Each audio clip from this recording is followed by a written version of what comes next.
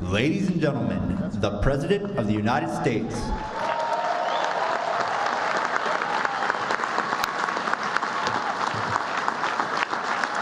Thank you. Thank you so much. Thank you very much. Thank you. Thank you so much. Everybody, please have a seat. Have a seat. Before I get started, can we get the new presidential setup out here?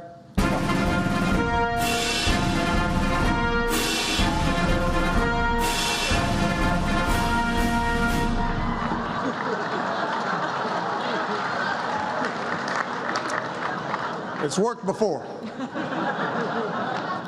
That's more like it. It is great to be back. What a year, huh? I usually start these dinners with a few self-deprecating jokes. After my stellar 2013, what could I possibly talk about?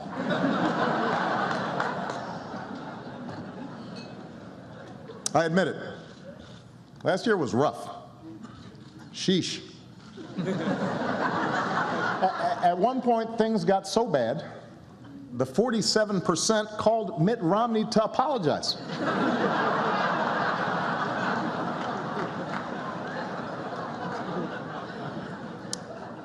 Of course, we rolled out healthcare.gov. That could have gone better.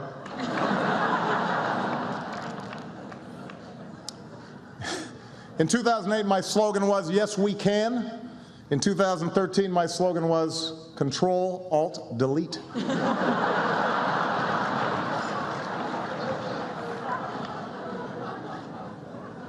On the plus side, they did turn the launch of healthcare.gov into one of the year's biggest movies.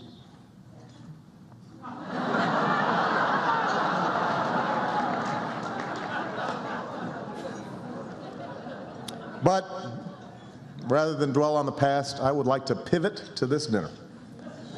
Let's welcome our headliner this evening, Joel McHale.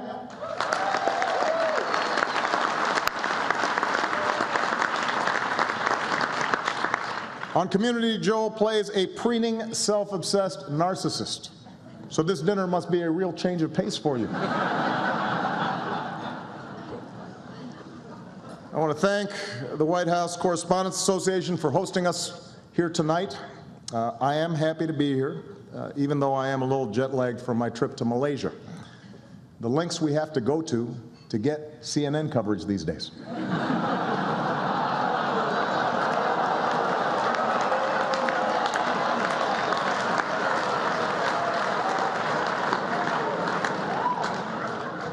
I think they're still searching for their table.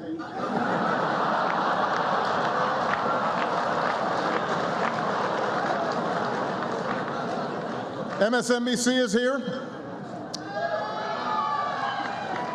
They're a little overwhelmed. They've never seen an audience this big before.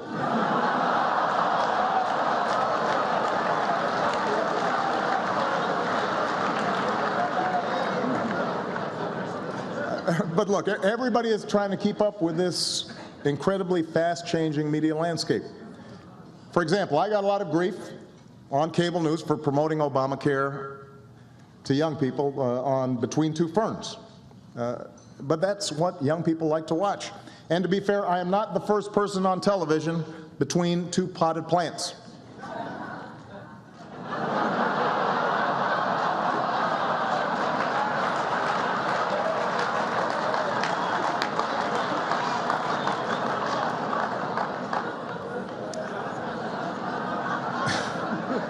Sometimes I do feel disrespected by you reporters, but that's okay.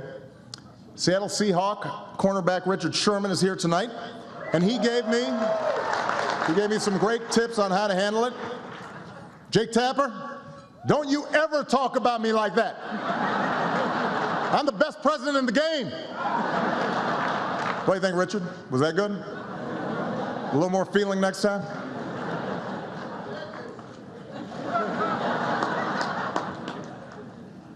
While we're talking sports, just last month, a wonderful story. An American won the Boston Marathon for the first time in 30 years.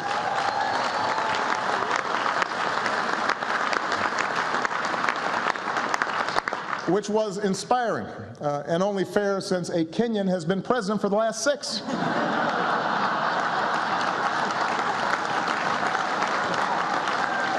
had to even things out.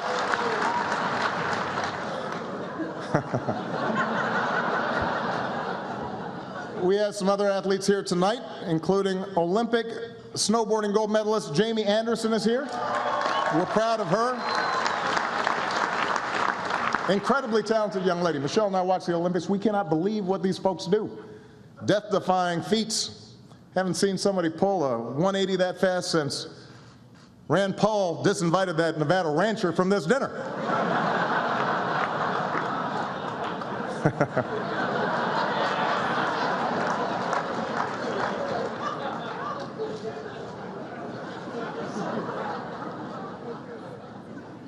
As a general rule, things don't end well if the sentence starts, "Let me tell you something I know about the Negro." You don't really need to hear the rest of it.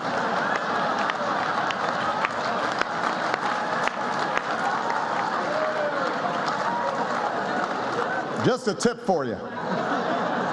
Don't start your sentence that way.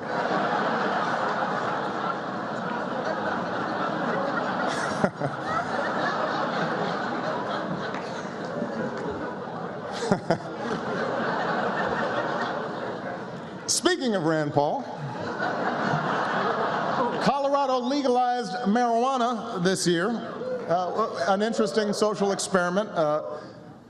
I do hope it doesn't lead to a whole lot of paranoid people who think that the federal government's out to get them and listening to their phone calls. That would be a problem. And speaking of conservative heroes, the Koch brothers bought a table here tonight, but as usual, they used a shadowy right-wing organization as a front. Hello, Fox News.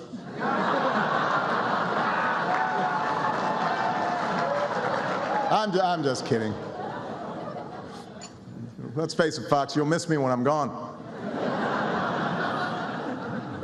It will be harder to convince the American people that Hillary was born in Kenya.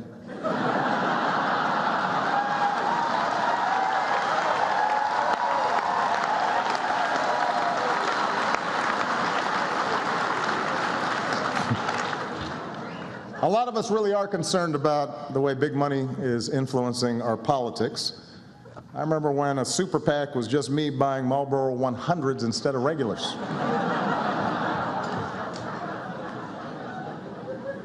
Of course, now that it's 2014, Washington is obsessed on the midterms. Folks are saying that with my sagging poll numbers, my fellow Democrats don't really want me campaigning with them. And I don't think that's true, although I did notice the other day that Sasha needed a speaker at Career Day and she invited Bill Clinton. I was a little hurt by that. Both sides are doing whatever it takes to win. It's a ruthless game. Republicans, this is a true story, Republicans actually brought in a group of consultants to teach their candidates how to speak to women. This is true. And I don't know if it'll work with women, but I understand that America's teenage boys are signing up to run for the Senate in droves.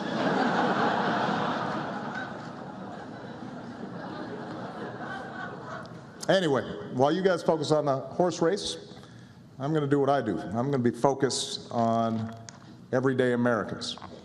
Just yesterday, I read a heartbreaking letter. You know, I get letters from folks around the country every day. I get 10 that I read. This one got to me. A Virginia man who's been stuck in the same part-time job for years, no respect from his boss, no chance to get ahead. I really wish Eric Cantor would stop writing me.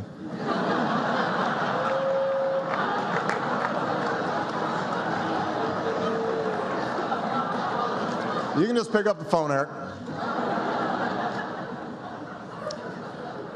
And I'm feeling sorry, believe it or not, for the Speaker of the House as well. These days, the House Republicans actually give John Boehner a harder time than they give me, which means orange really is the new black.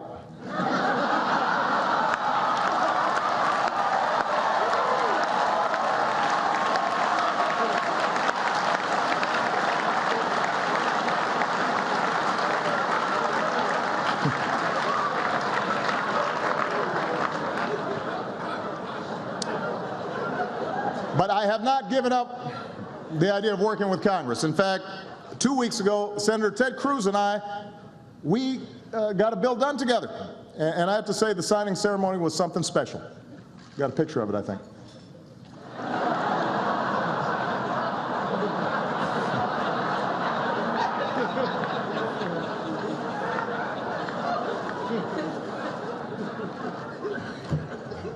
Look, I know. Washington seems more dysfunctional than ever. Gridlock has gotten so bad in this town, you have to wonder, what do we do to piss off Chris Christie so bad?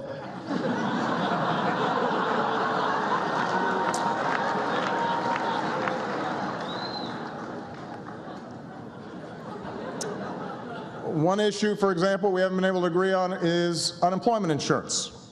Republicans continue to refuse to extend it. You know what? I am beginning to think they've got a point. If you want to get paid while not working, you should have to run for Congress just like everybody else.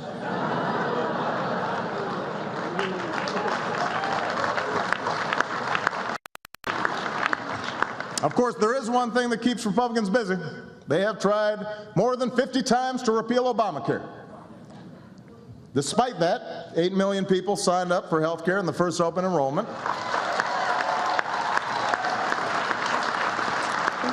Which does lead one to ask, how well does Obamacare have to work before you don't want to repeal it? What if everybody's cholesterol drops to 120? What if your yearly checkup came with tickets to a Clippers game?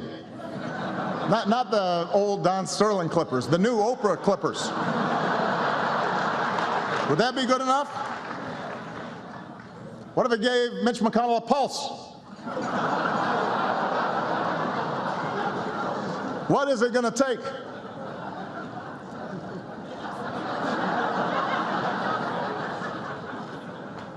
Anyway, this year I've promised to use more executive actions to get things done without Congress. My critics call this the imperial presidency. Truth is, I just show up every day at my office and do my job. Got a picture of this, I think.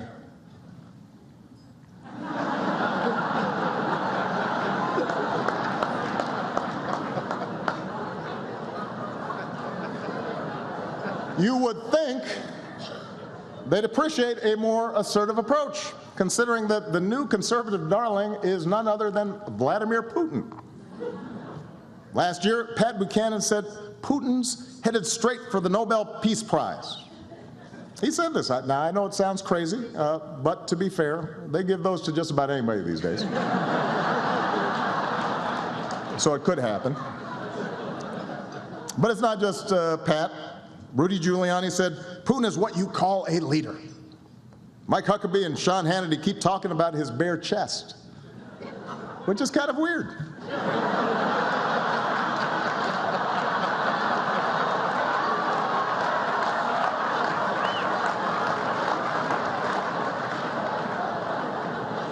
Look it up. They talk about it a lot.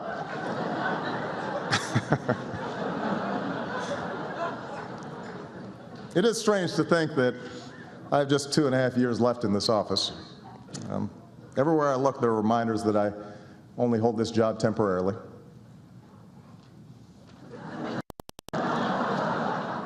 But it's a long time between now and 2016, and anything can happen. You may have heard the other day, Hillary had to dodge a flying shoe at a press conference.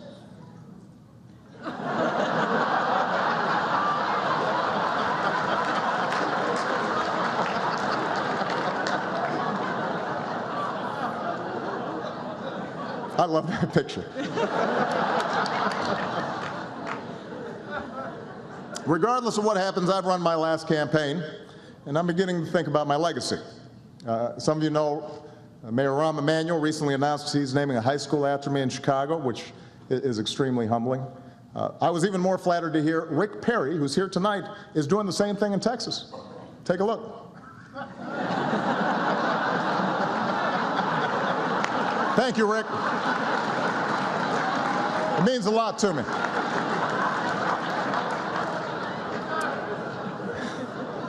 And I intend to enjoy all the free time that I will have.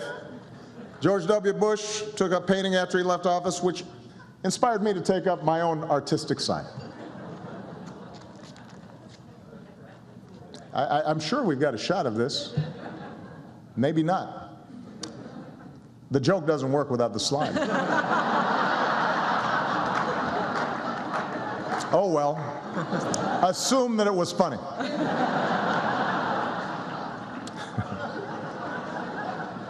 Does this happen to you, Joe?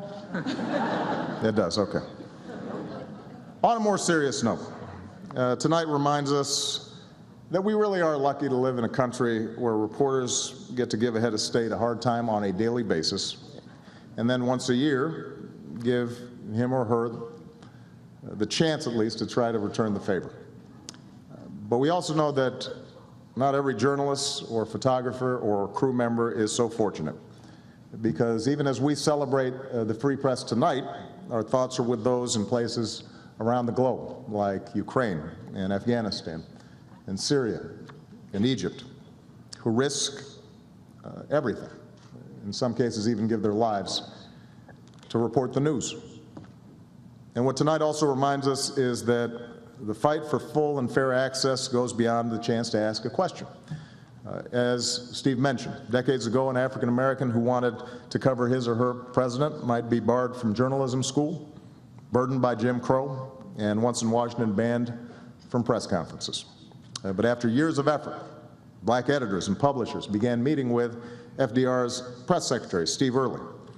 And then they met with the president himself, who declared that a black reporter would get a credential. And even when Harry McAlpin made history as the first African American to attend a presidential news conference, he wasn't always welcomed by the other reporters. But he was welcomed by the president, who told him, "I'm glad to see you, McAlpin, and I'm very happy to have you here." Now that sentiment might have worn off once Harry asked him a question or two. And Harry's battles continued, but he made history. And we're so proud of Sherman and his family for being here tonight, and the White House Correspondents Association for creating the scholarship in Harry's name.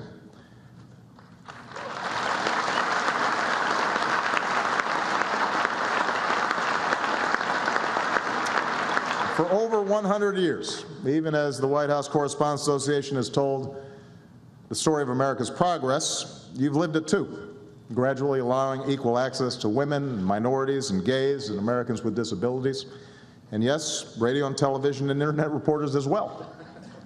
And through it all, you've helped make sure that even as societies change, our fundamental commitment to the interaction between those who govern and those who ask questions doesn't change. And as Jay will attest, it's a legacy you carry on enthusiastically every single day.